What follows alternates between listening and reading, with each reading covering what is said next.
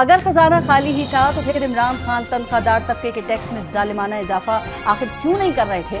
اگر خزانہ خالی ہی تھا تو پھر عمران خان لوگوں کو 10 لاکھ تک مفت علاج اور ہیلتھ کارڈ کیسے دے رہے تھے؟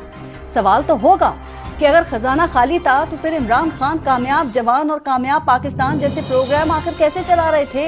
اگر خزانہ خالی تھا تو انہوں نے کرونا کے دوران غریب ترین لوگوں میں 1200 ارب روپے کہاں سے تقسیم کیے؟ اگر خزانہ خالی ہی تھا تو وہ غربت کے خاتمے کے لیے عالمی تعریف یافتہ احساس پروگرام کیسے چلا رہے تھے؟ اگر خزانہ خالی ہی تھا تو پھر 3 بڑے ڈیم کیسے بن رہے تھے؟ بھئی اگر خزانہ خالی ہی تھا تو عمران خان غریبوں کے لیے لنگر خانے اور پناہ گاہیں کیسے کھول رہے تھے؟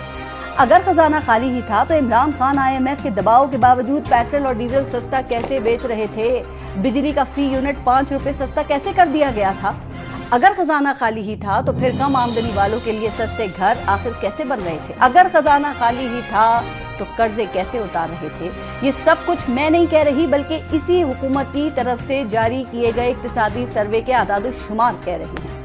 اسی حکومت نے ہمیں بتایا ہے کہ عمران خان کے دور میں بڑی صنعتیں خوب ترقی کر رہی تھیں اور اسی ترقی کو دیکھ کر ہی اس حکومت نے ان پر سپر ٹیکس لگایا ہے۔